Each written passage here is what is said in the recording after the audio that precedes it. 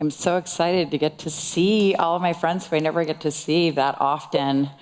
So this is a little bit different talk than you've heard from me in the past. Human performance.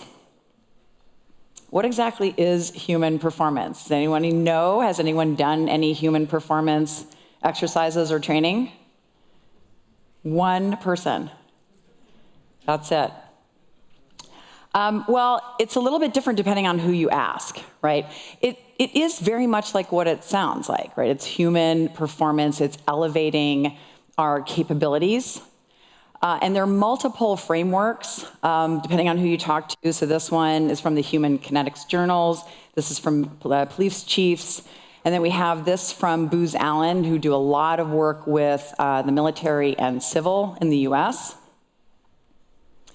And then Exos is a company that certainly works with the military, but they run a number of human performance programs for enterprise, with the goal largely, again, as I mentioned, just sort of augmenting our capabilities and making us, lean, mean, productive machines. But when we think about it, we think about, military special forces. We think about professional athletes. We think about high-performing corporate teams. And so the word that comes to mind is elite. Like, this is very elite training for the creme de la creme of the top performers in the world. And yes, there is that. It is true.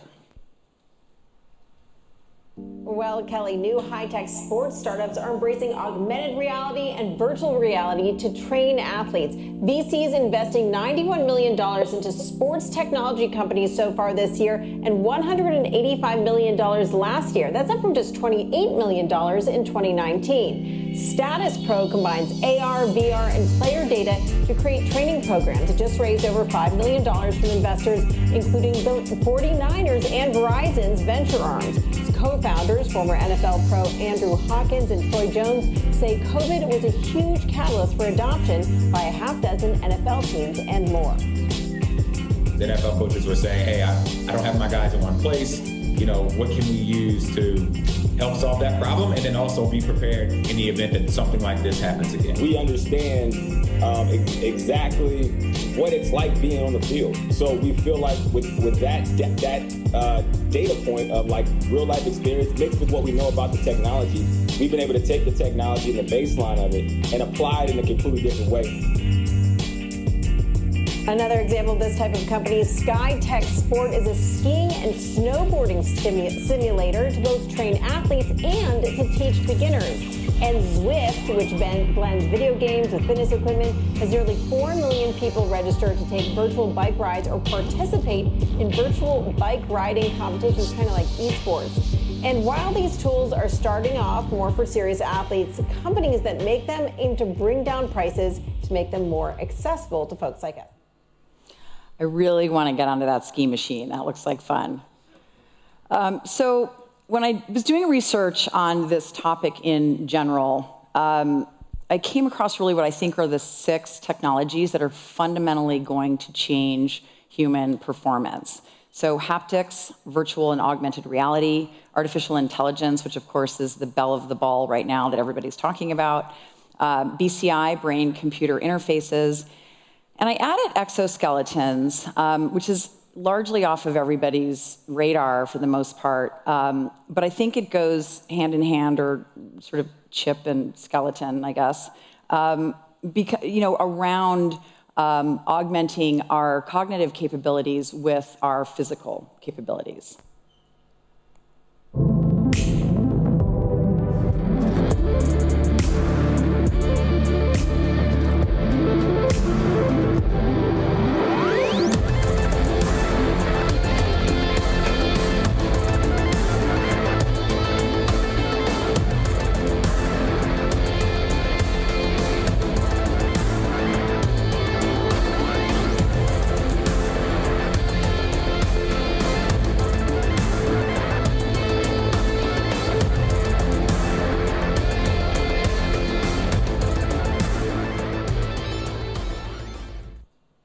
And so that's a Tesla suit, a haptic suit. So we already know the benefits of training in virtual environments and how strong the retention is. You start adding layers of brain-computer interfaces and sort of tracking your cognitive load so you can ratchet up or ratchet down the stress. It's one of the ways that you can actually train people for an emergency. Actually, none of us know how we're going to react in an emergency until we're there. And so this is a way not only to understand how you will react in an emergency, but then start to train those reflexes to be able to react in a calm, cogent way. So relative to just what's around us now that we can use on a day-to-day basis, these are the sort of, plethora of consumer wearables. I would put smart glasses, I would include, VR headsets and AR glasses into that category as well. Medical sensors, I think some of you probably have an Oura Ring. Wearable cameras, to have more spatial awareness, not to just record everyone and feed their data into the machine, hopefully.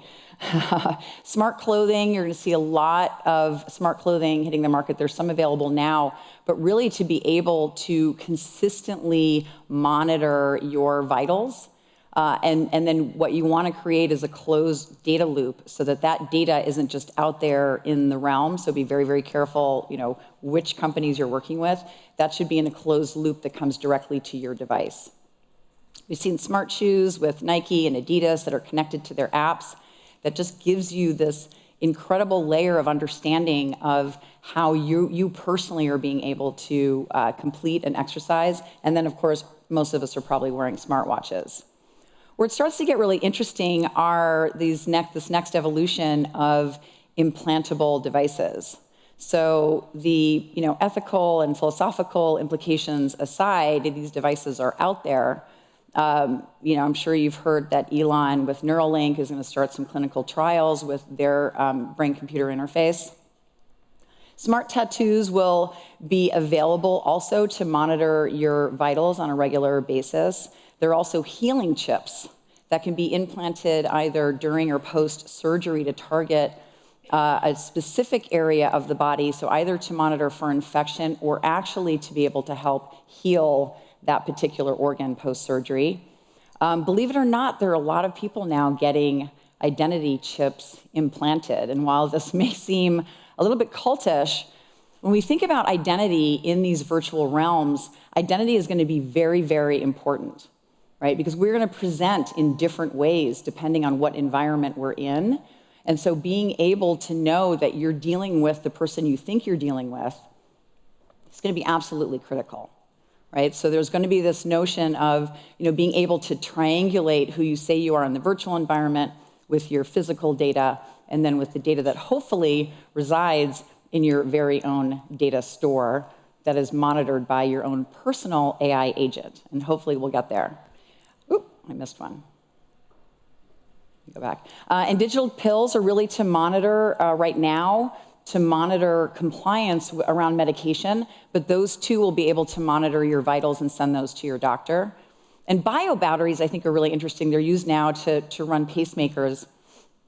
But what's really interesting now is that you're starting to use your heartbeat and the electrical signals that your body creates naturally to actually recharge the battery. So it's starting to get very, very interesting. You only have to think. And the lamp dims the light, and the video begins to play, all thanks to this wearable. The headband is a non-invasive brain-computer interface, or BCI. It was developed by a neurotechnology startup from France. Sensors in the headband read brainwaves and translate them into commands for electronic devices. These headphones from a US startup claim they can tell their wearer when they focus best to help them work more efficiently. The electrodes which measure the brainwaves are located in the headphone padding. Electric activity in the brain indicates concentration levels. The measured data is processed in an app to show wearers when they are able to work most productively. Music to fit your current mood and alerts for when you need a break are also included. When Nathan Copeland suffered an accident in 2004, he was left with tetraplegic paralysis. But thanks to a brain-computer interface, Nathan can now move a prosthetic arm. Electrodes in his brain read his brainwaves and send signals to move the prosthesis. The reason why we are able to control electronic devices by the power of thought alone is because our brains use electronic signals.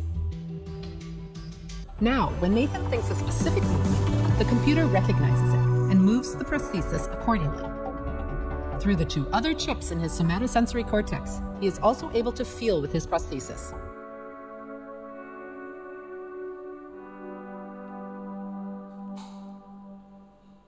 So I think you can see why I'm becoming completely obsessed with this whole line of technology. You combine that with exoskeletons, especially for people who have, significant physical impairment, where, we're not even talking about human performance. We're just talking about enabling day-to-day physicality, right? And so this has fantastic implications as well on the accessibility side and also on the human performance side. So with the slide I had before, I added another kind of framework that is put out by Dr. Andrew Huberman. If you don't know who he is, I highly recommend listening to his podcast. He runs a neuroscience lab at Stanford. He's absolutely brilliant. In his podcast, he also lists a lot of resources that you can use in your day-to-day. And so we know why we want to improve human performance in a military construct, right? We're sending soldiers into harm's way. We want to make sure that they are prepared to the highest level. We know why professional athletes need this level of training. And we know why we want this in a corporate environment. And a lot of the work in the corporate scheme of things is around teamwork and leadership. But understanding the mechanism and the way to really bring teams together. And my belief is that it's not limited to this sort of, top 5% of the population, right? This is for everybody. And so I want to look at this on a day-to-day basis, right? And I really do believe this, that human performance enhancement is for everyone. I'm going to give you a hint. You need to remember this statement for later. So I took all of the frameworks that I did some research on, and I kind of distilled them down to some high-level topics. And human performance is really also about a holistic approach to elevating our capabilities. And so, you see mindset. Mindset is probably one of the core elements. I think none of this happens unless you have the right mindset. And then the other aspects, social movement, nutrition, and recovery, again, take that holistic approach. If there's one thing that we learned during COVID, is that we really need to take care of our mental health and our general well-being. And it was challenging during that time. So then I looked at all of the frameworks and some of the ways in which we do this kind of training, mostly in a corporate construct. And then I married some of that with Dr. Huberman and several other scientists and researchers around the world.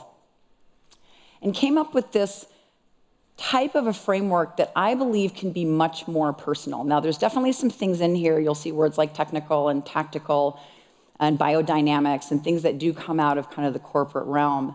But this is a shift from someone giving you a human performance training exercise to do, to actually deciding for yourself that you want to take a holistic approach to your own wellness and to your own well-being, but also to elevate your capabilities. And so these are just a few of the ways. I'm not going to go through every single one. I do want to call out a few on the mindset piece.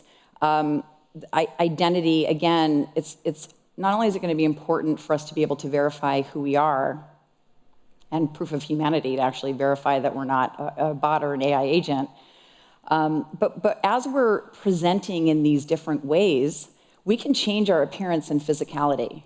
So having a mindset of being able to kind of create those versions of yourself, we're actually going to be able to elevate ourselves and come up with this aspirational version of ourselves that, if we do this right, won't remain aspirational, right? We elevate our abilities.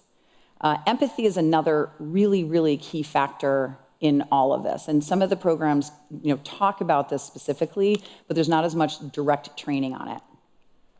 Social, we know, post-COVID, I think it was the first AWE post-COVID, we were all almost in tears, getting to see each other in person for the first time in so long. And so it's important to remember that, right? And stay connected with people. And the last word there is respect. We really need to have more respect for other people. We do not live in a binary world, right? As recent events might have us believe, right? And what's happening in Israel and what continues to happen in the Ukraine, these are not binary issues. We live in shades of gray. So instead of looking at others being wrong or having the wrong opinion, what are the commonalities?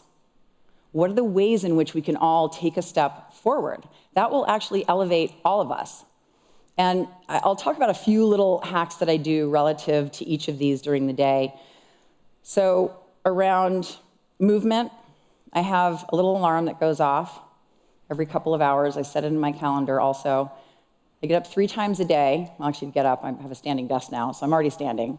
But I leave the house when I'm home or wherever I'm working, and I go for a walk just for 5 minutes, around the block. It's not even about being gone for a long time.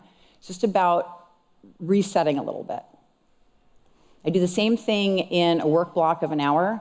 I set it at 20-minute intervals. And this serves a couple of different utilities, right? So it keeps me on task, keeps me focused. But I also, on the right side, on the recovery side, it reminds me just to take a deep breath. So I take 3 deep breaths.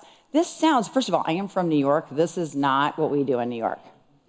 You can tell I've been living in California too long. However, I would argue that being in New York, you really need to do this and reset. At the top of that on the recovery list is sleep. How many of you used to say or still say, I'll sleep when I'm dead? Anyone ever said that? You might get your wish if you're not careful. Sleep is incredibly important to overall health, right? And so this is another hack. Everybody has a sleep cycle of roughly 90 minutes. So for a week, time, how long it takes you to fall asleep, so usually around 20 minutes. And then time, how long you're asleep naturally. Don't set an alarm. And then you divide that by 90 minutes, and that is your sleep cycle. I'm right on 90 minutes, so don't wake yourself up in the middle of a sleep cycle. Do you ever wake up sometimes and you're just groggy the whole day? It's because you've woken yourself up from a very, very sound sleep. You want to wake yourself up, and there are apps that will help you do this. Oh, the last thing I do want to talk about before we move on is just getting out into nature, right? Again, this sounds very what does this have to do with corporate wellness? If you want really high-functioning teams at your company and you want to keep your workforce working well, and you want to attract new talent, you need to have a mechanism to help them achieve these goals. But for you individually, the more that you do this, the more you are in control of this. It's very different than doing a program at work. So let's put the pieces together. I had to use this image. So this is a concept that shows up in a lot of, I hate to say self-help books, but self-realization books. And it seems really, really simple, but it's an important thing to remember that everything is a choice. I hear a lot of people saying, well, my boss does this, and this team is always doing this, or these people are taking my budget. And it's this very outward approach to what's happening in their lives. You can't change what other people are going to do, but you do have 100% control about how you react to it. And if you move from reactive, which has all kinds of history, there are things that you can't control that start from your parents when you were a child that become triggers.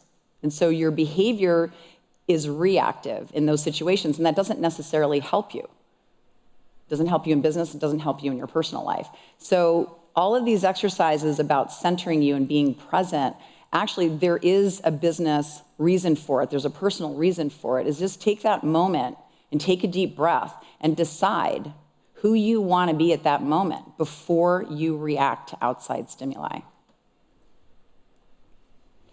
And the next one is a little bit of a double-edged sword, because while on the one hand, I want to say embrace technology, on the other, I see you, put your phones down. And so what I mean by embrace technology is not be glued to your phone every minute, but learn about technology. Like if any of those technologies I showed earlier, if there are other technologies, like I'm not an expert in BCI by any means, or even human performance by any means, but I'm really curious about it.